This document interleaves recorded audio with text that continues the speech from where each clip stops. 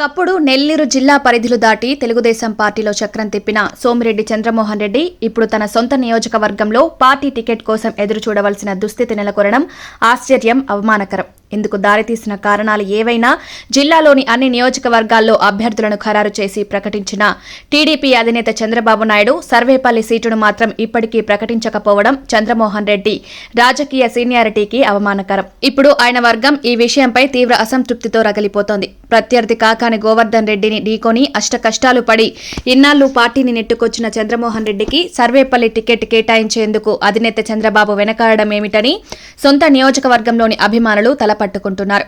ప్రత్యర్థిగా ఉన్న sitting MLA మంత్రి గోవర్ధన్ రెడ్డిని ఢీకొని విజయం సాధించడంలో చంద్రమోహన్ రెడ్డి గ్రాఫ్ నేల చూస్తోందని పార్టీ సర్వేలో వెల్లడి కావడంతో దమ్మున్న వారి కోసం వేట మొదలైంది. పైగా జిల్లాలో పార్టీ బాధ్యతలను వేమిరెడ్డి దంపతులకు అప్పగించిన అధిష్టానం పక్కా గెలుపు గుర్రాలనే పోటీలో నిలిపి నియోజకవర్గాలన్నింటినీ గంపగుప్తగా దప్పుకించుకోవాలని ఆచితూచి అడుగులు వేస్తోంది.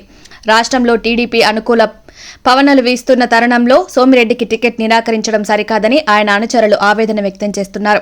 అసలే జిల్లాలో ఆ నియోజకవర్గ నేత సోమిరెడ్డి చంద్రమోహన్ రెడ్డిపై తూర్పారబడుతున్న వైసీపీ నేతలు, కార్యకర్తలకు మరింత చులకనైపోతున్నారు. ఆయన పోటీ చేస్తే ఓటమి తప్పదని ఆ పార్టీ సర్వేలో తేలిందని, అందుకే టికెట్ ఇచ్చేందుకు చంద్రబాబు నాయుడు వెనకాడుతున్నారని వైసీపీ బహిరంగంగానే ప్రచారం చేస్తోంది. జిల్లాలో ఏ నియోజకవర్గంలో లేని పొలిటికల్ రచ్చ సర్వేపల్లిలో నియోజకవర్గంలో నిరంతరం కొనసాగుతూ ఉప్పు నిప్పులా మారిన సోమిరెడ్డి కాకాని మధ్య మాటల యుద్ధం సోమిరెడ్డికి టికెట్ కేటాయింపు జాప్యంతో తీవ్రస్థాయికి చేరింది. ఈ వ్యవహారంతో సోమిరెడ్డి అనుచరులు పార్టీ తీరుపై ఆగ్రహం వ్యక్తం చేస్తున్నారు. అధికార పార్టీ వేధింపులను తట్టుకోవడమే తలనొప్పిగా పోరాడుతుంటే టికెట్ కేటాయింపు జాప్యం మరింత అవమానకరంగా ఉందని సోమిరెడ్డి అనుచరులు చెబుతున్నారు.